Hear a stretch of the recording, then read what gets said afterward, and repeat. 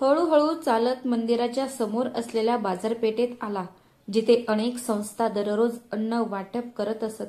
आज तिथे खूप गर्दी होती. तिथेच एका पांढऱ्या कारचा मागचा दरवाजा उघडा होता आणि आतून एक वृद्ध व्यक्ती प्लास्टिकच्या पिशव्यांमध्ये अन्न वाटत होता. रांगेतून येण्याऐवजी लोक एकमेकांना ढकलत होते. लोक ओरडत होते. महिला त्यांच्या मुलांना पुढे ढकलत होत्या. काही लोक ओरडत होते, मला 3 मुले आहेत, मला 2 द्या. मला काल एकही मिळाले नाही, आज मला 2 द्या. या गर्दीत अचानक एक धक्काबुक्की झाली आणि एक लहान मूल जमिनीवर पडले. त्याचे डोके फुटपाथवर आदळले. एक तीव्र किंचाळी ऐकू आली आणि लोक क्षणभर मागे हटले. अरे, मुलाला दुखापत झाली आहे. तो घाबरला आणि पुढे सरकला. मुलाच्या डोक्यातून रक्त येत होते आणि तो मोठ्याने ओरडत होता, आई, आई. तेव्हा झोपडपट्टीतून एक पातळ धुळीने माखलेली स्त्री शाल घालून धावत आली. तिने मुलाला आपल्या कुशीत घेतले आणि तिच्या दुपट्ट्याने त्याचे वाहणारे रक्त साफ केले आणि प्रेमाने म्हणाली, बाळा, रडू नकोस, फक्त थोडंसं तर लागलं आहे. त्याने महिलेचा चेहरा पाहिला आणि त्याच्या पायाखालची जमीनच सरकली. तो चेहरा, ते डोळे, तो आवाज. ती दुसरी तिसरी कोणी नव्हती, ती बेलाच होती. जणू आता वेळ तिथेच थांबली होती. त्याचं हृदय वेगाने धडधडू लागले. त्याला त्याच्या डोळ्यांवर विश्वास बसत नव्हता. तो वेगाने पुढे सरकला. बेला, बेला, मी कौशिक आहे, तुझा भाऊ. बेलाने आश्चर्याने वर पाहिले. तिच्या डोळ्यात आश्चर्य, भीती आणि ओळखीचे काही संकेत होते. ती लगेच मुलाला धरून मागे वळली आणि झोपडपट्टीकडे पळू लागली. बेला, थांब, मी आहे तुझा भाऊ. पण बेला अंधारात गायब झाल्यासारखी वाटत होती. ती क्षणभरही थांबली नाही. कौशिक तिच्या मागे धावला, पण गर्दी आणि अंधारलेल्या रस्त्याने बेलाच्या मूक किंकाळीने त्याला थांबायला भाग पाडले. तो जाऊन एका झोपडपट्टीजवळ येऊन थांबला. कौशिक 4 वर्षांनी अमेरिकेहून आपल्या मायदेशी परतला होता. त्याच्या मनात खूप आनंद आणि भावना आणि अनेक प्रश्न होते. तो जसा घरी पोहोचला आणि दार उघडले, दार उघडताच मुले धावत आली. बाबा आले, बाबा आले. कौशिकने दोघांनाही मिठी मारली आणि आपल्या मुलीला आपल्या मांडीवर घेतले आणि मुलाच्या केसावरून हात फिरवू लागला. नीतू दारात हसत उभी होती आणि म्हणत होती, तुझ्याशिवाय हे घर अपूर्ण वाटत होते, पण आता घर आतून चमकत होते. प्रत्येक कोपऱ्यात प्रकाश आणि रंग भिंतीच्या शोभा वाढवत होते. खमखमीत जेवणाचा सुगंध आणि पाहुण्यांची गर्दी. कौशिकने चारही बाजूला पाहिले. बैठकीच्या खोलीत आणि अंगणात महिला आणि पुरुष वेगवेगळ्या गटात बोलत होते, पण त्याला तो चेहरा मात्र दिसला नाही, जो त्याने वर्षानुवर्ष लक्षात ठेवला होता. कौशिकने नीतूला हळूच विचारले, ती कुठे आहे? ती म्हणाली, आली नाही. नंतर नीतूने खांदे उडवले आणि म्हणाली, ती इथेच कुठेतरी असेल, कदाचित आत बसली असेल. इथे एवढे लोक आहेत आणि मी अजून सर्वांना भेटू शकली नाही. कौशिकने बोलणे टाळले, पण त्याच्या मनात एक विचित्र अस्वस्थता निर्माण झाली. तो विचार करू लागला, माझी बहीण खरोखर इथे आहे का? 4 वर्ष झाली तरी ती अजूनही पुढे आली नाही. ती रागावली आहे का, की आणखी काही कारण असेल? कार्यक्रम झाल्यानंतर पाहुणे एक एक करून निघून जाऊ लागले. कौशिकने आजूबाजूला पुन्हा शोध घेतला, पण ती काही दिसली नाही. त्याने नीतूला पुन्हा विचारले, बेला कुठे आहे? नीतूने तोंड फिरवले आणि म्हणाली, मला माहीत नाही, कदाचित ती येऊ शकली नसेल. दिवाळीत ती खूप कामे असतात, त्यामुळे ती व्यस्त असेल, नाहीतर ती थकली असेल. यावर आपण नंतर बोलू. कौशिक शांत झाला, पण त्याच्या मनातली अस्वस्थता वाढली. ही तीच बेला होती जिने 4 वर्षापूर्वी कौशिक अमेरिकेला जाताना म्हणत होती की, भैया नको जाऊ, मी एकटी पडेन. ती खूप रडली होती. तिच्या निरागस डोळ्यांचे चित्र कौशिकच्या हृदयात कायमचे कोरले गेले होते. कौशिक जेव्हा जेव्हा नीतूला पैसे पाठवायचा, विशेषतः दिवाळीला, तेव्हा तो म्हणायचा की हे बेल्याला दे. तेव्हा जर वेळी नीतू म्हणायची, हो, मी तर तिला दिलेत. ती खूप आनंदी होती, तुला आशीर्वाद देत होती. हे ऐकून कौशिकच्या डोळ्यात चमक येत होती. पण आज जेव्हा तो परत आला होता, तेव्हा ना बेला तिथे होती, ना कोणता आनंद, ना कोणता आशीर्वाद. तो विचार करू लागला, बेला खरोखर आनंदी आहे का? ती ठीक आहे का? त्याला त्याच्या हृदयात एखादा काटा टोचत असल्यासारखे भासू लागले. रात्री जेव्हा सर्व पाहुणे निघून गेले आणि घर शांत झाले, तेव्हा कौशिकने काही जेवणाचे डबे घेतले आणि म्हणाला, मी बेलाच्या घरी जात आहे. 2 दिवस झाले, मला तिला भेटायचं आहे. नीतू वळून म्हणाली, एवढ्या रात्री? ती झोपली असेल, तू उद्या जाऊ शकतोस ना? नाही, मी आजच जाईन. कौशिकचा स्वर आग्रहाने आणि प्रेमाने भरलेला होता. त्याच्या हातात 2 जेवणाचे डबे होते, स्वच्छ आणि नीटनेटके तयार केलेले. एकात पुलाव, कोरमा आणि समोसा होता आणि दुसऱ्यामध्ये गोड दही, बालुशाही आणि जिलेबी होती. गाडीत बॉक्स ठेवताना कौशिक म्हणाला, हे बेलासाठी आहेत. मी तिला भेटल्यावर सांगेन की तिच्या भावाने तिच्यासाठी स्वतःच्या हाताने खास मिठाई बनवल्या आहेत. कौशिकने गाडी चालू केली आणि निघाला. संपूर्ण प्रवासात विचारात हरवला होता. रस्ते बदलत राहिले, पण कौशिकचे मन फक्त एकाच चेहऱ्याभोवती फिरत राहिले, तो म्हणजे बेलाचा. थोड्याच वेळात तो त्याच्या जुन्या घरासमोर होता, ज्या घराला त्याच्या आईने बेल्यासाठी सोडले होते. कौशिकने मनात विचार केला की आता कदाचित ती तिचा दरवाजा उघडेल आणि धावत येऊन भैया भैया म्हणत मला मिठी मारेल आणि मग आमचे 4 वर्षाचे अंतर एका क्षणात दूर होऊन जाईल. पण जेव्हा कौशिक दारासमोर आला तेव्हा समोर पाहून त्याचे पाय तिथेच गोठले. दार बंद होते. त्याला कुलूप लावलेलं होतं आणि ते आत्ता पूर्ण गंजलेलं होतं. जणू काही वर्षानुवर्ष कोणीही ते उघडलेच नाही. कौशिकचे मन क्षणभर उदास झाले, पण त्याच्या हृदयाला पुन्हा एकदा आशेची किरण दिसली. त्याने विचार केला की कदाचित बेला एखाद्या कार्यक्रमाला गेली असेल, कदाचित ती उशिरा परत येईल. पण कुलपाची शांतता सगळं काही सांगत होती. मग त्याने कुलपाला हळुवारपणे स्पर्श केला, जणू काही त्याला काहीतरी विचारायचे होते. कौशिकची नजर दाराच्या चौकटीवर गेली. तीच जुनी रचना, तीच चिखलाने माखलेली पावले, पण आज सगळं विचित्र दिसत होतं. तिथेच एक छोटंसं दाराजवळ असलेलं रोप जे सुकून गेले होते, ते रोप सुद्धा ओरडून काहीतरी सांगायचा प्रयत्न करत होते. काही क्षण कौशिकचं हृदय तुटले. त्याने डोळे मिटले आणि तो क्षण आठवला जेव्हा तो अमेरिकेला जाण्यापूर्वी याच दारातून बाहेर पडला होता. बेलाने त्याचा हात धरला होता आणि म्हणाली होती, भैया जाऊ नकोस, मी एकटीच राहीन. कौशिकने मागे वळून पाहिले. आजूबाजूला पाहिले, त्याला कोणीही दिसत नव्हते. रस्ता सुनसान होता, जणू काही हे घर बंद झाल्यामुळे ही गल्ली सुद्धा सुनसान झाली होती. दूरवर असलेल्या कचऱ्याच्या ढिगाऱ्यात एक कुत्रा काहीतरी शोधत होता आणि रात्रीच्या हवेत जुन्या मातीचा आणि उदाशीचा स्पर्श जाणवत होता. तो दारासमोरील पाऱ्यांवर बसला. त्याने त्याचा मोबाईल काढला आणि नीतूला फोन केला. नीतू, बेलाचे घर बंद आहे. तू म्हणाली होतीस की ती कोलकात्याला गेली आहे. नीतू झोपाळलेल्या आवाजात म्हणाली, हो कदाचित. मला आता काही नीट आठवत नाहीये. बरेच दिवस झाले बोलणं झालं नाही. तू तर म्हणायचीस की दर आठवड्याला भेटायला जात होती. हो, पूर्वी भेटायला जायचे, पण आता मी व्यस्त असते. कौशिकने फोन डिस्कनेक्ट केला. त्याला जाणवत होते की प्रत्येक गोष्टीत काहीतरी विसंगती आहे. जणू काही सत्तेच्या पडद्यामागे काहीतरी लपलेले आहे. त्याने जेवणाचे डबे उचलले आणि माघारी जाऊ लागला. पावले जड होती आणि मनात भीती आणि शंका होती. प्रत्येक पावलासोबत बेलाचे उदास डोळे त्याच्या मनात येत होते. तो विचार करू लागला. त्याला वाटले, जर बेला आनंदी असती तर ती किमान राखीला तरी आली असती. आपला भाऊ विदेशातून परत आल्यावर त्याला भेटण्यासाठी एक बहीण सर्व काही सोडून धावत आली असती. मग ही शांतता का? हे घर उजाड का? तो घरी पोहोचला तेव्हा नीतू सोफ्यावर पडली होती. कौशिकने टेबलवर बॉक्स ठेवले आणि हळुवारपणे म्हणाला, नीतू, बेलाबद्दल काही माहीत असेल तर मला खरंच सांग. मला काही ठीक वाटत नाही. नीतूने डोळे मिचकावले. तू भ्रमात आहेस, पण उद्या कोणाकडून तरी माहिती काढू. तू आता थकला आहेस, थोडा आराम कर. कौशिकने मान हलवली, पण त्याच्या डोळ्यात झोप नव्हती. त्याने पुन्हा बॉक्स उचलले आणि फ्रीजमध्ये ठेवलं. हा विचार करून की ती भेटल्यावर मी तिला देईन. पण मनात फक्त एकच प्रश्न घुमत होता, बेला कुठे आहे? रात्रीच्या शेवटच्या तासात जेव्हा संपूर्ण घर झोपेत गुंग होते, तेव्हा कौशिक खिडकीजवळ उभा राहून आकाशाकडे पाहत होता. खिडकीबाहेर डोलणाऱ्या झाडांच्या फांद्या जशा त्या चंद्राला स्वतःकडे ओढत होत्या. एकेकाळी स्वप्नांसारखे वाटणारे ते क्षण आज प्रश्न बनले होते. नीतू, मी दिवाळीसाठी 30,000 रुपये पाठवले होते. तू ते तिला दिलेस ना? हो कौशिक, मी ते स्वतः घेऊन गेली होती. ती खूप आनंदी होती. ती तुला खूप आशीर्वाद देत होती. कौशिकने गेल्या 4 वर्षात हे वाक्य किमान 4 वेळा ऐकले होते. प्रत्येक वेळी एका नवीन आशेने. हा विचार करून की माझ्या अनुपस्थितीत त्याची पत्नी त्याच्या बहिणीची काळजी घेत आहे आणि याच विचाराने त्याला सांत्वन मिळत असे. अचानक कौशिक ड्रॉइंग रूमकडे गेला, जिथे त्याच्या जुन्या फाईल्स, पावत्या आणि कागदपत्रे ठेवली होती. त्याने जुन्या फाईल बाहेर काढल्या, ज्यावर त्याने मार्करने लिहिले होते, पैसे ट्रान्सफर, नीतू आणि बेला. प्रत्येक पावतीचा उद्देश एकच होता, बहिणीसाठी दिवाळीची मदत, दिवाळीची खरेदी, वैद्यकीय मदत. पहिली पावती 2019ची होती, जेव्हा त्याने पहिल्यांदा अमेरिकेतून पैसे पाठवत होते. त्यानंतर दरवर्षी दिवाळीला तो किमान 30,000 रुपये पाठवत असे. नीतू नेहमी म्हणायची, मी तिला बाजारात घेऊन गेली. तिने नवीन कपडे, चप्पल विकत घेतल्या, अगदी बांगड्याही निवडल्या आणि कौशिकला फोटोत त्याची बहीण बाजारात हसत फिरताना दिसायची. आता तो त्या पावत्या हातात घेऊन जमिनीवर बसला. डोळे बंद केल्यावर त्याला बेलाचा चेहरा दिसला. रात्रीच्या ट्रेनजवळ त्याने पाहिलेला तोच अस्पष्ट चेहरा त्याच्या समोर आला.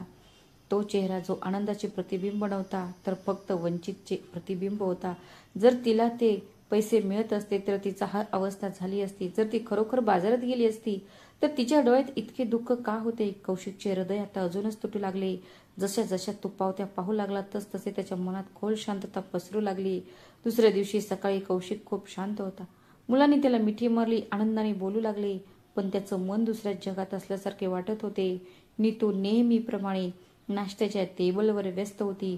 कौशिक, कालची मेजवानी खूप छान होती. सगळे कौतुक करत होते. तेव्हा कौशिक हळूच म्हणाला, नीतू, मी तुला काही विचारू का? हो, नक्कीच. मी दिवाळीला बेल्याला जे पैसे पाठवत होतो ते पैसे तू खरोखर तिला दिलेत का? नीतू काही क्षण गप्प राहिली, मग म्हणाली, हा कसला प्रश्न आहे? तुला माझ्यावर संशय आहे का? नाही, मी फक्त अस्वस्थ आहे, कारण मला ती अजून सापडलेली नाही आणि तिच्या घराची अवस्था पाहून माझं मन खूप अस्वस्थ झालंय. नीतू नाराजीने म्हणाली, कौशिक, मी तुझी बायको आहे, कोणी अनोळखी स्त्री नाही.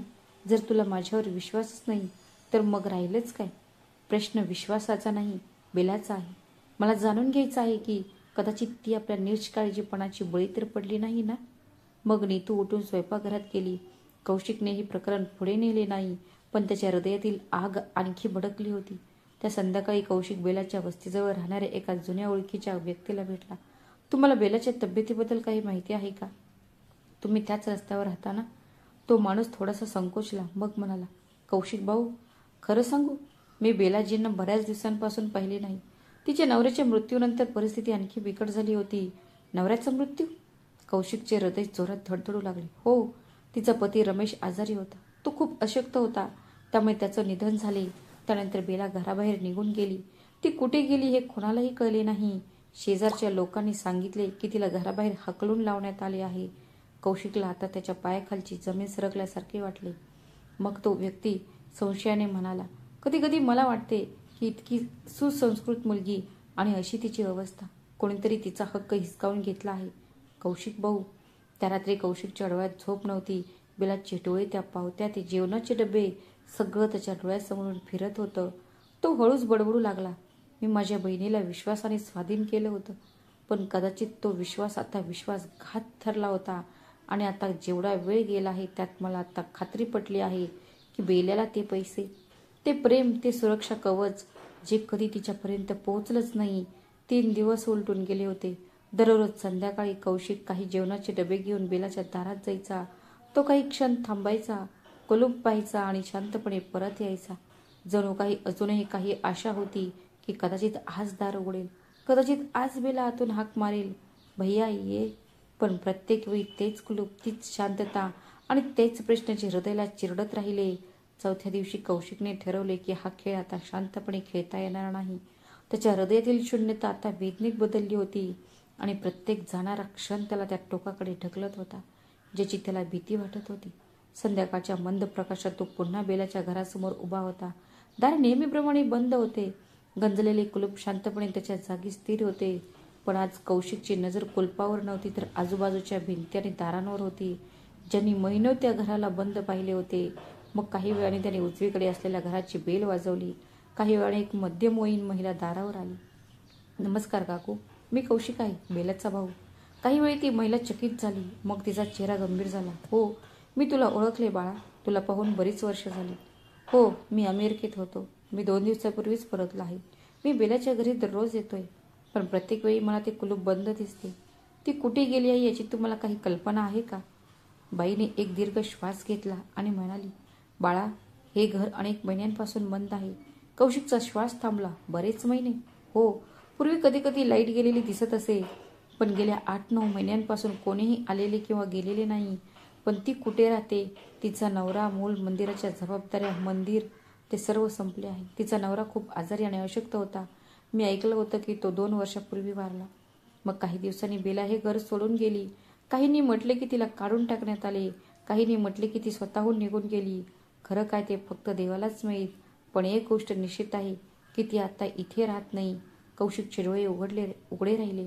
जणू काही त्याला विश्वासच बसत नव्हता की त्याने जे ऐकले ते खरे असू शकते. तुम्ही कधी इथे नीतूला येताना पाहिले का? ती माझी बायको आहे. मग ती महिला संकुचित म्हणाली. सुरुवातीला ती कधी कधी यायची, पण गेल्या 2 वर्षात ती इकडे एकदाही दिसली नाही. कौशिकचे मन थरथरले. तो शांतपणे मागे वळला, जणू एखादा सैनिक युद्धभूमीवर पराभूत होऊन आला आहे. घरी पोहोचल्यावर कौशिक नीतूला म्हणाला, नीतू खरंच सांग, बेला कुठे आहे? नीतूला धक्का बसला. मग ती म्हणाली, मी तुला सांगितलं होतं ना की कदाचित ती कोलकात्याला गेली असेल. कदाचित, मला पूर्ण खात्री नाही. कौशिक, तू माझ्यावर संशय घेत आहेस का? नाही, मी फक्त माझ्या बहिणीला शोधत आहे. ती जिथे राहत होती ते घर उद्ध्वस्त झालं आहे. ते अनेक महिन्यांपासून बंद आहे. लोक म्हणतात की ती निघून गेली. काही लोक म्हणतात की तिला काढून टाकण्यात आले.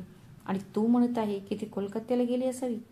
नीतूने दुसरीकडे पाहिले आणि म्हणाली, कौशिक, तू हे सर्व काय विचारत आहेस? तुला तुझ्या कुटुंबावर लक्ष केंद्रित केले पाहिजे. मुले म्हणजे एखादी पाहुणे नाहीत. पण मला माझ्या बहिणीची काळजी वाटते, कारण ती आत्तापर्यंत सापडलेली नाही. तिच्या चेहऱ्यावर दुःख होते. 4 वर्षांपूर्वी जेव्हा तो तिला निरोप देत होता तेव्हा बेला रडत होती आणि फक्त एकच गोष्ट म्हणत होती की भैया जाऊ नकोस, आणि तो निघून गेला. आज जेव्हा तो परतला आहे तेव्हा ना इथे बेला आहे ना तिची कोणतीही बातमी. हे एकदाच नीतू शांत झाली. तेव्हा कौशिकला वाटू लागले की तिची ही शांतता एका मोठ्या खोटेची साक्ष देत आहे. कौशिक रात्री उशिरापर्यंत खोलीत शांतपणे बसला होता. मोबाईल त्याच्या समोर ठेवला होता, पण नीतूकडून काहीही स्पष्टीकरण आले नाही. तो हळुवारपणे बडबडू लागला, बेला, तू हे सगळं मला सांगितलं नाहीस. कदाचित तू माझ्यावर रागवली असशील, किंवा कदाचित तू असहाय्य होतीस, किंवा कदाचित तुला हे ओरडून सांगायचं होतं, पण मला ते समजलं नाही. कौशिकचे डोळे ओले होते आणि त्याला भीती वाटत होती की कदाचित तो आवाज कायमचा बंद तर झाला नसेल. सकाळची वेळ होती. कौशिकने संपूर्ण रात्र जागी राहून काढली होती. नीतू स्वयंपाकघरात व्यस्त होती. कौशिक काही क्षण तिच्याकडे पाहत राहिला, मग हळू पण ठाम आवाजात म्हणाला, नीतू, मला सत्य जाणून घ्यायचं आहे. माझी बेला कुठे आहे? मग नीतूने आश्चर्याने कौशिककडे पाहिले. प्रथम तिच्या ओठांवर हलकसं स्मित आलं. नंतर ती व्यस्त चेहऱ्याने म्हणाली, मी तुला आधीच सांगितले होते. कदाचित ती कोलकात्याला गेली असेल. कदाचित हा विश्वास आहे की भ्रम? तू म्हणाली होतीस की दर दिवाळीला तू तिला पैसे द्यायला जात होतीस. मग तुला तर सगळं माहीत असायला हवं. नीतू काहीशा संशयाने म्हणाली, कौशिक, तू याची चौकशी का करत आहेस? मी तुझी पत्नी आहे, गुन्हेगार नाही. तू माझ्याशी गुन्हेगारासारखं का वागवतोयस? कौशिकने पहिल्यांदाच आवाज उठवला, मी इथे 4 दिवसांपासून आहे. मी बेलेला शोधत आहे आणि तू तेच वाक्य पुन्हा पुन्हा सांगत आहेस. कदाचित ती कोलकात्याला गेली असेल. तुला खरंच माहीत आहे का की ती कुठे आहे आणि कुठे नाही? मला स्पष्टपणे सांग. नीतूच्या डोळ्यात क्षणभर संकोच होता. मग ती म्हणाली, मी जे बोलले तेच खरे आहे. मी जे काही बोलते त्यावर तू शंका का घेत आहेस? कारण तुझ्या प्रत्येक वाक्य खोटं असल्याचं भासत आहे. आणि आत्ता मला खोटे ऐकायचे नाही. मला सत्य ऐकायचं आहे. नीतूने रागाने तिची खुर्ची मागे ढकलली आणि उभी राहिली. आता तू मला खोटे म्हणशील. जर तू तुझ्या बहिणीवर इतकं प्रेम करत होता तर 4 वर्षापूर्वी तू तिला एकटे का सोडलेस? तू अमेरिकेत मजा करत होतास आणि मला बेलाची काळजी घ्यायला जुंपून दिले. कौशिकचे हृदय कापू लागले. मी अमेरिकेत होतो, पण मी तिला दरमहा पैसे पाठवत असे. दर दिवाळीला मी तिला तिच्या खर्चासाठी पैसे देत असे, फक्त यासाठी की ती सन्मानाने जगू शकेल. आणि तू प्रत्येक वेळी म्हणालीस की तू तिला पैसे दिलेस. ते खरे होते का? नीतूने तोंड फिरवले आणि म्हणाली, मला आठवत नाही. कोणते वर्ष, कोणती रक्कम, तू सगळ्या गोष्टीचा हिशोब का मागत आहेस? ती म्हणाली. कौशिकने तिच्याकडे शांतपणे पाहिले आणि मग हळू आवाजात म्हणाला, जर तू मला फसवले असेल तर मी तुला माफ करेन, पण मला माझी बहीण हवी आहे. ती कुठे आहे? फक्त मला हे सांग. नीतू गप्प राहिली. मग ती म्हणाली, मी तिला काही महिन्यांपूर्वी पाहिले होते. ती आजारी दिसत होती. कुठे? कौशिकचे हृदय जोरजोरात धडधडू लागले. नीतू नजरेचा संपर्क टाळत म्हणाली, बाजारात, सेकंड हँड कपड्यांच्या दुकानाजवळ. कदाचित ती काहीतरी खरेदी करायला आली असेल. आणि तू मला का सांगितलं नाहीस? कौशिकने विचारले. मला वाटले की सांगून काय उपयोग. तू बाहेर होतास आणि ती काही बोलण्याच्या मनस्थितीत वाटत नव्हती, म्हणून तू गप्प राहिलीस. आणि मी विचार करत राहिलो की माझी बहीण शांतपणे जगत आहे. तू मला कधीच सांगितले नाहीस की तिचा नवरा गेला आहे. ती आता एकटी आहे का? कौशिकचा आवाज तुटत होता. आता नीतू पूर्णपणे हादरली होती. तिचे सर्व काही समोर आलं होतं. ती म्हणाली, मला जे योग्य वाटलं ते मी केले. कौशिकने मान टेकवली. तू माझा विश्वास तोडलास नीतू, आणि कदाचित माझ्या बहिणीचं जीवन सुद्धा. घराच्या कोपऱ्यात लावलेला पंखा फिरत होता. खोलीत वाऱ्याचा आवाज पसरत होता. पण कौशिकच्या कानात फक्त एकच आवाज घुमत होता, भैया जाऊ नकोस.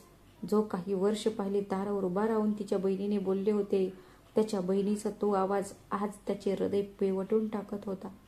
तो उठला आणि खोलीतून बाहेर आला आणि म्हणाला, जर तू मला सांगितलं नाहीस तर मी स्वतः शोधून काढेन, पण आता हा शोध थांबणार नाही. जरी मला शहराच्या प्रत्येक कोपऱ्यात जावे लागले तरी तिथे जाईन. आता कौशिकला पूर्ण खात्री होती की काहीतरी लपवले जात आहे आणि ते सत्य जास्त काळ लपून राहू शकत नाही. खिडकीतून सकाळची किरणे कौशिकच्या चेहऱ्यावर पडत होती. तेवढ्यात अचानक एक आवाज आला. त्याचा फोन वाजला. तो रिकाम्या डोळ्यांनी फोनकडे पाहत राहिला. जणू एखादी जुनी आठवण परत आली. त्याच्यासमोर एक दृश्य आलं जे ते 2 वर्षापूर्वीचे होते. अमेरिकेत रात्रीचे 2 वाजले होते. थकलेला कौशिक लॅपटॉप बंद करणारच होता.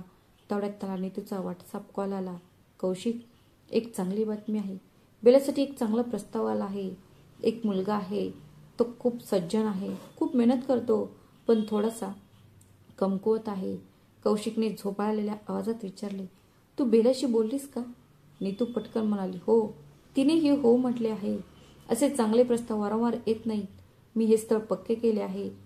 असंही तू येऊ शकत नाहीस. कौशिक गप्प बसला. मग हळूहळपणे म्हणाला, ठीक आहे, तुला चांगलं समजते. कॉल संपल्यानंतर तो काही मिनिटे लॅपटॉप समोर बसला. त्याच्या मनात एक विचित्र अस्वस्थता होती, पण तो स्वतःला धीर देत राहिला की नीतू समजूतदार आहे. ती बेलाचे चांगलेच करेल. काही दिवसांनी नीतूने बेलाच्या लग्नाचे फोटो व्हॉट्सअपवर पाठवले. कौशिकने फोटो उघडले आणि त्याला असं वाटलं की हृदयात काहीतरी तुटलंय. बेला त्या पारंपरिक पोशाखात होती, पण तिच्या डोळ्यात नववधूंसारखी चमक नव्हती. तिच्या ओठांवर जबरदस्तीचे हास्य होतं आणि तिच्या चेहऱ्यावर थोडीशी उदासीनता दिसत होती, जणू ती आतून रडत होती. कौशिकने पुन्हा पुन्हा फोटोंकडे पाहिले. तिच्या डोळ्यांवर, कपाळावर, हातावर झूम इन केले. प्रत्येक वेळी मनात तोच प्रश्न यायचा की ही तीच बेला आहे का, जी लहानपणी हसायची आणि खेळायची? तीच बेला जी प्रत्येक छोट्या गोष्टींवर हसायची? तीच बेला जी शेवटच्या वेळी दारात रडताना म्हणाली होती, भैया जाऊ नकोस? त्यावेळी कौशिकने स्वतःला समजवण्याचा प्रयत्न केला. कदाचित कॅमेरा अँगल बरोबर नव्हता किंवा कदाचित ती थकली असेल, पण आता जेव्हा सत्याचे पडदे एक एक करून बाजूला होत होते, तेच फोटो आता हृदयात खंजिरासारखे घुसत होते. कौशिकने कपाट उघडले आणि बेलाच्या लग्नाचे फोटो सुरक्षितपणे ठेवलेली फाईल बाहेर काढली. त्याने फाईल उघडताच पुन्हा तेच दृश्य त्याच्या समोर आले. बेलाचा सुकलेला चेहरा, मंद डोळे आणि एक विचित्र भीती. यावेळी कौशिकने चित्राकडे काळजीपूर्वक पाहिले. त्यामागे काहीतरी महिला होत्या. नीतूचे नातेवाईक, काही अनोळखी चेहरे, पण बेलाभोवती कोणतीही परिचित चेहरा नव्हता. एखादी आईसारखी सावली, वडिलांसारखा आधार नव्हता. फक्त एकटेपणा आणि शांतता होती. कौशिकने बोटाने फोटोला हात लावला आणि मनातच स्वतःला प्रश्न विचारला, मी का आलो नाही? मी का इथे राहू शकलो नाही? त्याला माहीत होते त्यावेळी अमेरिकेहून परत येणे शक्य नव्हते. बॉसचा दबाव, आईची मजबुरी आणि वेळ या सगळ्याची कमतरता होती. पण आता ती सर्व सबबती निरर्थक वाटत होती. मी माझ्या बहिणीला एकटे सोडले होते आणि कदाचित माझ्या अनुपस्थितीमुळे तिच्या आयुष्यात अंधार आला असेल. अचानक कौशिकच्या मनात आणखी एक गोष्ट आली. लग्नानंतर तो बेलाशी एकदाही भेटला बोलला नव्हता.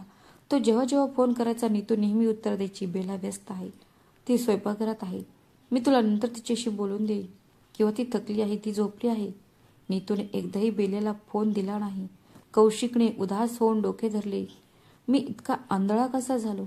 एवढे स्पष्ट संकेत होते आणि मी प्रत्येक वेळी त्यांच्यावर विश्वास ठेवला. त्या क्षणी कौशिकचे हृदय भावनांना भरून गेले. त्यावेळी कौशिकचे हृदय साक्ष देत होतं की बेलाची लग्न लावून जबरदस्तीने दिले होते आणि कदाचित बेलाची संमतीही मागितली गेली नव्हती. हे नाते चांगले नव्हते. उलट नीतूसाठी तिच्या जबाबदारीतून पळून जाण्याचा हा एक सोपा मार्ग होता. आता कौशिकचा संशय विश्वासघातात बदलला होता. तो स्वतःशीच बडबडला, बेलाने माझ्या अनुपस्थितीत मला मदत मागण्याचा प्रयत्न केला, पण तिचा आवाज माझ्यापर्यंत पोहोचू दिला नाही. नीतूने तो आवाज दाबला. कौशिकने फोटो बंद केले, फाईली परत ठेवल्या, पण यावेळी तो त्याच्या मनात एक निश्चय करून उठला. आता मी गप्प बसणार नाही. मी बेलेला शोधून काढेन आणि तिच्याकडून जे हिरावून घेतले गेले ते मी परत आणीन. त्या रात्री कौशिकने पहिल्यांदाच मनापासून प्रार्थना केली, हे देवा, मला माझी बहीण परत दे आणि तिच्यासाठी लढण्याची हिंमत दे. तिचे हक्क, तिची प्रतिष्ठा, तिचं जीवन परत मिळवून देण्यासाठी दिवाळीचा पवित्र महिना चालू होता. दररोज रात्री मंदिरात प्रकाश असायचा. भजनांचा आवाज येत असे. कौशिक देखील त्या लोकांमध्ये होता जे दररोज रात्री मंदिराजवळ बसून पूर्ण भक्तीने भजन ऐकायचे. भजनात मग्न होऊन डोळे ओले करायचे आणि आपल्या हृदयाचे ओझे देवासमोर ठेवायचे. त्या रात्रीही तो त्याच्या परिसरातील मंदिरात भजन म्हणायला गेला. त्याचं हृदय भरलेलं होतं, त्याचं मन रिकामे होते, त्याच्या मनात प्रश्नांची वादळ होते आणि त्याच्या ओठांवर फक्त एकच प्रार्थना होती, हे देवा, कृपया मला माझ्या बहिणीशी पुन्हा जोडून दे. भजनानंतर तो बाहेर आला तेव्हा वातावरणात थंडावा होता आणि एक हलका सुगंध होता. जणू काही आकाशातून शांती येत होती. पण कौशिकचे मन अस्वस्थ होते. तो हळूहळू चालत मंदिराच्या समोर असलेल्या बाजारपेठेत आला, जिथे अनेक संस्था दररोज अन्न वाटप करत असत. आज तिथे खूप गर्दी होती. तिथेच एका पांढऱ्या कारचा मागचा दरवाजा उघडा होता आणि आतून एक वृद्ध व्यक्ती प्लास्टिकच्या पिशव्यांमध्ये अन्न वाटत होता. रांगेतून येण्याऐवजी लोक एकमेकांना ढकलत होते. लोक ओरडत होते. महिला त्यांच्या मुलांना पुढे ढकलत होत्या. काही लोक ओरडत होते, मला 3 मुले आहेत, मला 2 द्या. मला काल एकही मिळाली नाही, आज मला 2 द्या. या गर्दीत अचानक एक धक्काबुक्की झाली आणि एक लहान मूल जमिनीवर पडले. त्याचं डोकं फुटपाथवर आदळले. एक तीव्र किंचाळ ऐकू आले आणि लोक क्षणभर मागे हटले. अरे, मुलाला दुखापत झाली आहे. कौशिक घाबरला आणि पुढे सरकला. मुलाच्या डोक्यातून रक्त येत होते आणि तो मोठ्याने ओरडत होता, आई, आई. झोपडपट्टीतून एक पातळ धुळेने माखलेली स्त्री शाल घालून धावत आली. तिने मुलाला आपल्या हातात घेतले आणि तिच्या दुपट्ट्याने त्याचे रक्त तिने साफ केले आणि प्रेमाने म्हणाली, बाळा, रडू नकोस, फक्त थोडंसं लागलं आहे. कौशिकने त्या महिलेचा चेहरा पाहिला आणि त्याच्या पायाखालची जमीन सरकली. तो चेहरा, ते डोळे, तो आवाज, ती बेला होती. जणू आता वेळ तिथेच थांबली होती. कौशिकचे हृदय वेगाने धडधडू लागले. त्याला त्याच्या डोळ्यांवर विश्वास बसत नव्हता. तो वेगाने पुढे सरकला. बेला, बेला, मी कौशिक आहे, तुझा भाऊ. बेलाने आश्चर्याने वर पाहिले. तिच्या डोळ्यात आश्चर्य, भीती आणि ओळखीचे काही संकेत होते. ती लगेच मुलाला धरून मागे वळली आणि झोपडपट्टीकडे पळू लागली. बेला, थांब, मी आहे, तुझा भैया. पण बेला अंधारात गायब झाल्यासारखी वाटत होती. ती क्षणभरही थांबली नाही. कौशिक तिच्या मागे धावला, पण गर्दी आणि अंधारलेल्या रस्त्याने बेलाच्या मूक किंकाळीने त्याला थांबवले. तो एका झोपडपट्टीजवळ येऊन थांबला. समोर काही तात्पुरत्या झोपड्या होत्या. बांबू आणि प्लॅस्टिकच्या चादरीने बनवलेल्या. तिथे फक्त जळते दिवे आणि काही भुकेले चेहरे होते. बेला ती कुठेच दिसत नव्हती. कौशिकचा श्वास अनियंत्रित झाला होता. तो जमिनीवर बसला आणि त्याचा चेहरा हाताने झाकून रडू लागला. हे देवा, माझी बहीण आणि या अवस्थेत झोपडपट्टीत रात्रीच्या वेळी असे धक्के खात, आणि 4 वर्षापासून मला वाटले किती आनंदी आहे. तो हळूहळू उठला, त्याचे कपडे झाडले आणि माघारी जाण्यासाठी पावले टाकली. प्रत्येक पावलासोबत त्याचे हृदय वेगाने धडधडत होते. काय उपयोग? तू माझ्या अनुपस्थितीचा असा फायदा घेतलास की तू माझ्या बहिणीला जमिनीपेक्षा खाली ढकललेस. कौशिकच्या हात आग पेटली होती. आता तो प्रश्न विचारणार नाही. आता तो सत्य शोधून काढेल, मग त्याची किंमत काही असो. घरी पोचताच तो दार उघडून आत गेला. नीतू सोफ्यावर बसली होती आणि तिच्या मोबाईलमध्ये व्यस्त होती. कौशिकने तिच्याकडे पाहिले आणि विषारी आवाजात म्हणाला, आज मला तुझ्या सर्व शांततेचे उत्तर मिळाले आहे. मी बेलाला भेटलो आहे आणि आता मला सत्य काय आहे ते कळलेच. नीतीचा चेहरा फिका पडला. कौशिकच्या डोळ्यात आता अश्रू नव्हते, फक्त दृढ निश्चय होता. रात्र गडद होत चालली होती, पण कौशिकच्या हृदयातील अंधार आता प्रकाशाची मागणी करत होता. त्याच्या डोळ्यात जे दृश्य होते ते म्हणजे बेलाचा असहाय्य चेहरा, चिखलाने माखलेला घाबरलेले डोळे आणि ज्याच्या डोक्यातून रक्त येत होते ते मूल. तो रात्रभर बाजू बदलत राहिला. ना त्याला झोप येत होती, ना त्याच्या मनाला शांती मिळत होती. शेवटी जेव्हा सकाळ झाली तेव्हा तो अंथरुणातून उठला, आंघोळ केली, पूजा केली आणि ओल्या डोळ्यांनी देवाला प्रार्थना करू लागला. हे देवा, जर मीच चूक केली असेल तर मला माफ कर, पण आता मी माझ्या बहिणीसाठी लढेन. मी तिला त्या घाणीतून बाहेर काढेन, जिथे तिला माझ्या शांत राहण्याने आणि नीतूच्या स्वार्थी विचारसरणीने ढकलले होते, तिथून बाहेर काढेन. नीतू सोफ्यावर बसली होती. तिच्या डोळ्यात झोपेऐवजी भीती होती आणि तिचे ओठ थरथरत होते. कौशिकची शांत नजर तिला सहन होत नव्हती. जणू काही ती तिची नजर तिचे हृदय फाडून सत्य काढू इच्छित होती. कौशिक खोल आवाजात म्हणाला, बस झालं आता, अजून खोटं बोलू नको. मला सत्य ऐकायचं आहे आणि ते पण संपूर्ण. नीतू काही क्षण गप्प राहिली आणि कौशिककडे पाहत राहिली. जणू तिच्या आतल्या भिंती आता कोसळणार होत्या. मग तिने डोळे खाली केले आणि म्हणू लागली, जेव्हा तू अमेरिकेला गेला होता तेव्हा बेला खूप एकटी पडली होती. मी खूप प्रयत्न केले, तिला सोबत ठेवले, तिची काळजी घेतली, पण नंतर परिस्थिती बदलू लागली. नातेवाईक येऊ लागले. बऱ्याचदा मला असे वाटायचे की लोक बोलत होते की एक कुमारी मुलगी तिच्या भावाच्या घरी राहत आहे, कोणत्याही पुरुषाच्या सावलीशिवाय. म्हणजे तुला लोक काय म्हणतील याची काळजी होती, माझ्या बहिणीच्या आदराची नाही. कौशिकने मध्येच अडवले. नीतूने डोळे न उचलता उत्तर दिले. ती पुढे म्हणाली, मग लग्नाचा प्रस्ताव आला. तो मुलगा मजूर होता, पण तो काम करायचा. रिक्षा चालवायचा. त्याचे आई वडील वारले होते. मला वाटलं निदान तो कोणाच्या तरी कुटुंबाचा भाग असेल, ती तिचं आयुष्य जगेल. तुला विचारायला वेळ नव्हता, मला विचारायला वेळ नव्हता. तुला काय वाटलं होतं की मी नकार देईन? कौशिकचा आवाज वेदनेने भरलेला होता. नीतूने डोळे मिटले, जणू ती खोल पाण्यात बुडत आहे. बेला रडत म्हणाली की तिला त्या मुलाशी लग्न करायचं नाही. तिने विनवणी केली, पण मी म्हणाली की हेच तुझ्यासाठी चांगलं आहे. तुझा भाऊ बाहेर आहे, तो काही करू शकत नाही. आणि मग मी जबरदस्तीने तिचं लग्न लावले. कौशिकच्या हात जणू काही स्फोट झाला होता. तू जबरदस्ती केलीस? तो डोके धरून बसला. नीतूचा आवाज थरथरत होता. काही महिन्यांनी तिचा नवरा वारला, त्याला स्ट्रोक आला. बेला पुन्हा एकटी पडली. मग मी तिला तिच्या पालकांच्या घरी परत जाण्यास सांगितले. मी तुला ठेवू शकत नाही. माझ्याकडे मुली आहेत, पाहुणे येतात, विधवा, तीही दुःखी, माझ्यासाठी समस्या बनेल. म्हणजे तू तिला घराबाहेर काढलीस? कौशिक ओरडला. मी तिला तुझ्याकडे सोडून गेलो होतो आणि तू तिला लाथ मारलीस. नीतू मोठ्याने रडू लागली. मला काय करावे हे कळत नव्हते. मग काय करणार होती? मी ते आपल्या सोयीसाठी केलं. कौशिकचा चेहरा रागाने अपमानाने पेटला होता. तू तिला एका गरीब अपंग मुलासोबत बांधलंस आणि तो मेल्यावर तू तिला बाहेर काढले आणि मला सांगितलंस की ती कोलकात्याला गेली आहे. तू माझा विश्वास, माझं नातं तोडलंस. कौशिकने भिंतीवर जोरात मुक्का मारला.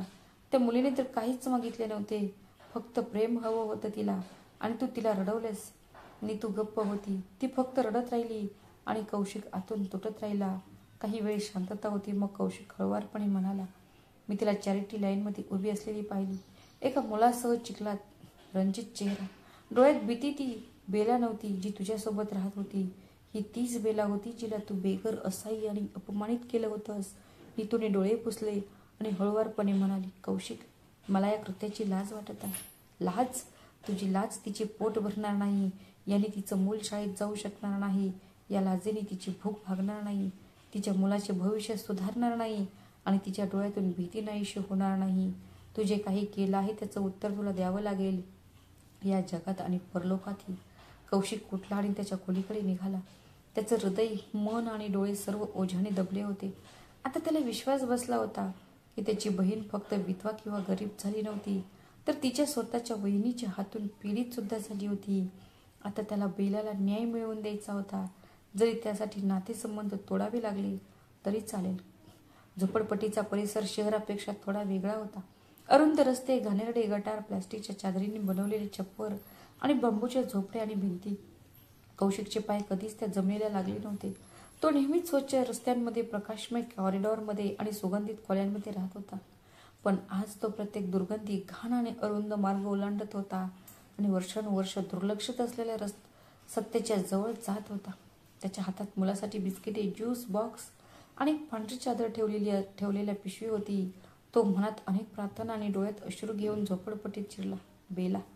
कौशिकने झोपडपट्टीच्या दाराशी उभा राहून आवाज दिला, बेला, मी कौशिक आहे, तुझा भाऊ. आतून कोणताही प्रतिसाद आला नाही, फक्त मंद खोकल्याचा आवाज ऐकू आला. कौशिकने चादर बाजूला करत आत पाहिले. ती एक छोटी खोली होती. जमिनीवर एक पोती पसरलेली होती. एका कोपऱ्यात मातीची चूल होती ज्यावर राख जमलेली होती. दुसऱ्या कोपऱ्यात 2 मातीचे कप आणि एक फाटलेला ब्लँकेट होतं. एक अस्पष्ट चेहरा भिंतीला टेकून डोळे मिटून बसला होता. तिचा चेहरा खूपच कमकुवत, फिकट आणि थकलेला होता. तिचे केस विस्कटलेले होते. आजारपणामुळे तिचा चेहरा काळवंडला होता. तिच्या शेजारी एक लहान मूल बसले होते, ज्याचे पोट सुजलेले होते आणि डोळे आत गेलेले होते. कौशिकचं हृदय वितळलेलं. बेलाने हळूहळू डोळे उघडले आणि काही क्षण कौशिककडे पाहत राहिली, जणू काही तिला विश्वासच बसत नव्हता. मग अचानक ती ओरडली, भैया, आणि दुसऱ्या क्षणी ती रडू लागली. कौशिक धावत तिच्याकडे गेला आणि तिला मिठी मारली. बेला, माझी बहीण, मी आलो आहे, मला माफ कर, मला यायला खूप उशीर झाला. बेला लहान मुलासारखी रडत होती. तिच्या अश्रूंनी कौशिकचा शर्ट भिजत होता आणि कौशिकचे हृदय वितळत चालले होते. भैया, तू मला का सोडून गेलास? मी पूर्णपणे एकटी पडली होती. सर्वांनी मला नाकारले, तू पण आला नाहीस. कौशिकचे डोळे अश्रूंनी भरले. नाही बेला, मी तुला कधीच सोडून जाऊ इच्छित नव्हतो. मला वाटले होते की तू आनंदी आहेस. तुझी वहिनी, ती सतत म्हणत राहिली की तू ठीक आहेस. मला तुझ्याबद्दल अंतरात ठेवलं होतं, पण आत्ता नाही. मी आता इथे आहे. मूल जोरात रडत होते. कौशिकने पिशवीतून रस काढला आणि त्याच्या ओठांना लावला. मुलाने लगेच पिण्यास सुरुवात केली, जणू काही तो अनेक दिवसांपासून भुकेलेला आणि तहानलेला आहे. कौशिकने बेलाला पाणी दिले. त्याचा हात थरथरत होते. तू काही खाल्लेस का? कौशिकने विचारले. बेलाने मान हलवली आणि नाही म्हणाली. कालपासून मी काहीही खाल्ले नाही. मला काम मिळाले नाही. रात्र पण काहीही न खाता घालवली. कौशिकच्या मनात राग उसळत होता. तू इथे एकटी आहेस? बेला हळूच म्हणाली. हा, इथे काही झोपडपट्टीवासियांनी मला आधार दिला, पण इथेही मला दररोज टोमणे आणि धक्काबुक्की सहन करावे लागतात. मी फक्त माझ्या मुलासाठी जिवंत आहे. कौशिकने तिच्या डोक्यावर हात ठेवला. आत्ता नाही, आता एका दिवसासाठीही नाही. तू माझ्यासोबत येशील आत्ता? बेलाने ओल्या डोळ्यांनी विचारले. तू मला तुझ्यासोबत घेऊन जाऊ शकतेस का? आता मला माझे स्वतःचे निर्णय घेण्याचा अधिकारही नाही उरला. तिने जे काय करायचे होते ते केले. आता कौशिक म्हणाला, मी आता माझा आणि तुझा मी स्वतः हिशोब करेन. मी तुझे हक्क, तुझी प्रतिष्ठा, तुझे जीवन सर्व काही परत आणीन. बेलाने कौशिकचा हात धरला आणि पहिल्यांदा तिच्या चेहऱ्यावर एक हलका हास्य उमटलं. जणू काही कित्येक वर्षानंतर तिला विश्वास बसला होता की ती आता एकटी नाहीये. कौशिकने शेवटच्या वेळी झोपडपट्टीतील त्या खोलीकडे पाहिले, जिथे एका बहिणीची असहाय्यता, भूक आणि वेदना कैदेत होत्या. त्याने तिचे अश्रू पुसले आणि हळुवारपणे म्हणाला, बेला, मी तुला वचन देतो, आतापर्यंत जे काही झाले ते सर्व संपले आहे.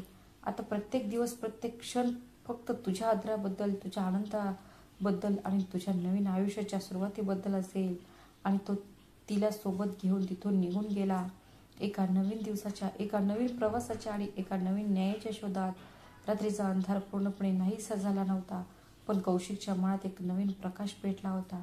बेला आता त्याच्या सोबत होती, कमकुवत, आजारी, जखमी, पण आता एकटी नव्हती. सकाळच्या ताज्या हवेत जेव्हा कौशिक, त्याची बहीण आणि तिच्या मुलासह घरी परतली, त्याची पावले मजबूत होती आणि त्याचे डोळे आत्मविश्वासाने भरलेले होते. घराचा दरवाजा उघडला तेव्हा नीतू दारात उभी होती. तिच्या चेहऱ्यावर आश्चर्य, अस्वस्थता आणि थोडीशी चिंता होती. बेलेला पाहून ती एक निर्जीव दगड झाल्यासारखी वाटत होती. काहीही न बोलता कौशिक बोलला, आत घेऊन गेला आणि पाहुण्यांच्या खोलीत घेऊन गेला. त्याने तिला बसवले, ब्लँकेट दिले, प्यायला पाणी दिले आणि मुलाला छातीची मिठी मारून सांत्वन दिले. मग तो नीतूकडे परत आला. नीतू, मी आज काही ठरवले आहे आणि यावेळी कोणताही वाद होणार नाही. नीतूने रागाने डोळे मिटले. जणू तिला माहीत होते की जे होणार आहे ते वेदनादायक असेल. मी तुला घटस्फोट देत आहे. नीतूचे हातपाय थरथर कापू लागले. काय कौशिक, तू शुद्धीवर आहेस का? हो, मी पूर्ण शुद्धीत आहे आणि त्या शुद्धीनेच मी हा निर्णय घेतला आहे. मी जे पाऊल उचलत आहे. तू माझा विश्वास, माझं नातं आणि माझ्या बहिणीचा घात केला आहेस. तिची असहाय्यता, तिचं ओरडणं, तिचे अश्रू कदाचित तुझ्या जमिनीवर कोणताही ठसा सोडणार नाहीत, पण माझ्यासाठी ते दररोज रात्रीचे एक भीतीदायक दुःख स्वप्न बनले आहे. नीतू रडू लागली. कौशिक, माझ्याकडून खूप मोठी चूक झाली आहे, पण ही शिक्षा आवश्यक होती का? ही शिक्षा नाही, न्याय आहे. कौशिक म्हणाला, मी आजपर्यंत तुझ्यासोबत घालवलेली वर्ष ते तुझा हक्क होतं, पण माझ्या बहिणीने वेदनेत घालवलेली वर्ष, त्यांचा हिशोब आता तुला द्यावा लागेल. त्यानंतर कौशिकने वकिलाला बोलवले आणि घटस्फोटाची कायदेशीर प्रक्रिया ताबडतोब सुरू केली. पुढचे काही दिवस कौशिकसाठी एखाद्या मिशनपेक्षा कमी नव्हते. तो बेलाला जवळच्या क्लिनिकमध्ये घेऊन गेला, जिथे असे आढळून आले की ती गंभीर कुपोषण, अशक्तपणा आणि मानसिक तणावाने ग्रस्त आहे. डॉक्टरांनी तिला पूर्ण विश्रांती, स्वच्छ वातावरण आणि मानसिक शांती घेण्याचा सल्ला दिला. कौशिकने बेलासाठी घरात एक नवीन खोली बनवली, ज्यामध्ये मऊ हलके पलंग आणि आरामदायी वातावरण होते. तो स्वतः तिच्यासाठी जेवण बनवत असे, तिला वेळेवर औषधे देत असे आणि ही खात्री देत होता की ती सुरक्षित आहे. त्याचा मुलगा, ज्याचे नाव राजू होते, तो एक कमकुवत पण हुशार मुलगा होता. कौशिक त्याला प्रवेशासाठी जवळच्या शाळेत घेऊन गेला. त्याने शाळेच्या मुख्याध्यापकांशी बोलणे केले, फॉर्म भरला आणि पहिल्या दिवशी त्याला शाळेच्या गेटपर्यंत घेऊन सोडायला गेला. राजूने शाळेच्या गेटवर कौशिकला घट्ट धरले आणि म्हणाला, मामा, तुम्ही मला सोडून तर जाणार नाही ना? कौशिकने खाली वाकून तिच्या कपाळावर चुंबन घेतले. नाही बाळा, पुन्हा कधीही नाही. बेला हळूहळू बरी होत गेली. तिच्या चेहऱ्यावर थकलेले हास्य येऊ लागले होते. ती आता कौशिकशी पहिल्यासारखी बोलू लागली होती.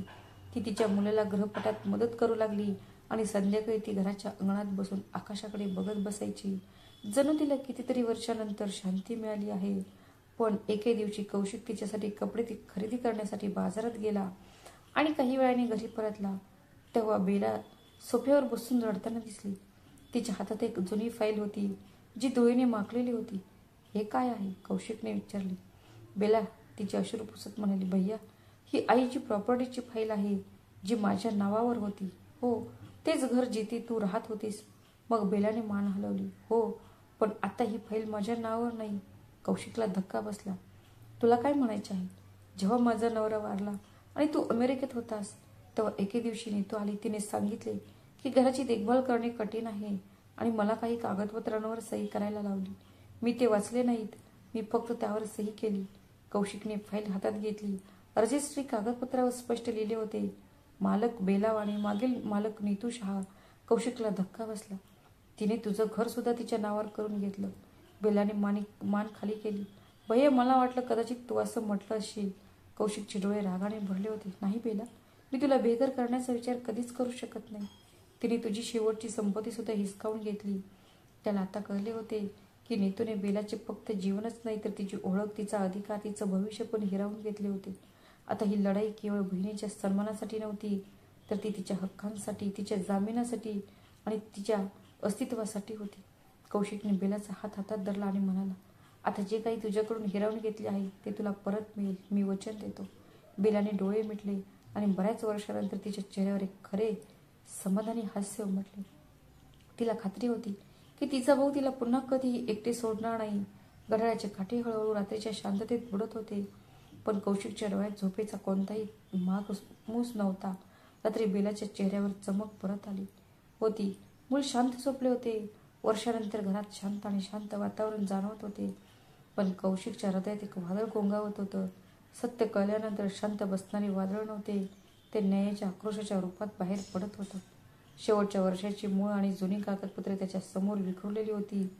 तो पुन्हा पुन्हा कागदपत्रे पाहत होता, ती वाचत होता, तारखा जुळवत होता आणि प्रत्येक शब्दामागील कट समजून घेण्याचा प्रयत्न करत होता.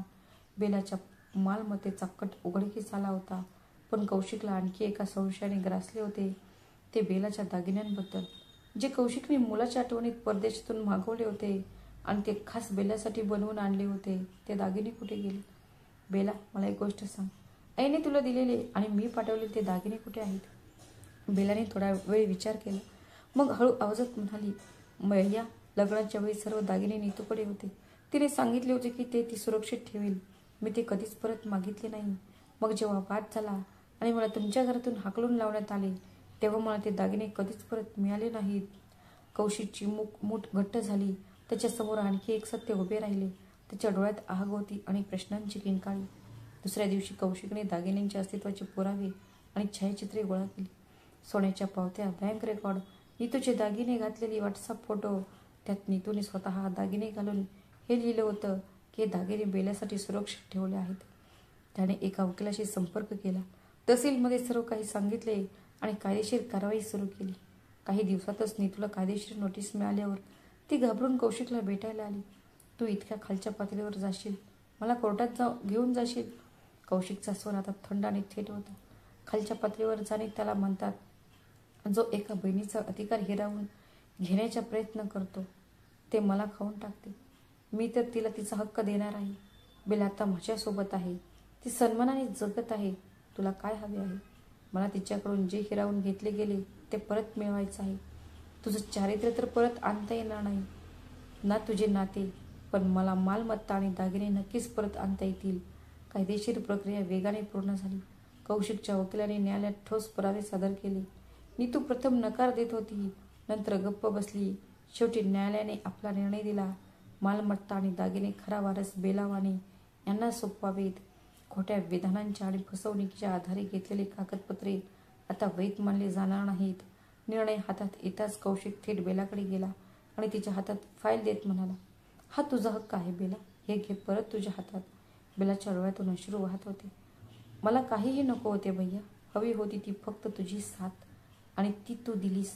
कौशिकने तिच्या डोक्यावर हात ठेवला आणि म्हणाला, पण मला माहीत आहे बेला की हक्क देणे म्हणजे फक्त प्रेम नाही तर न्याय देखील आहे.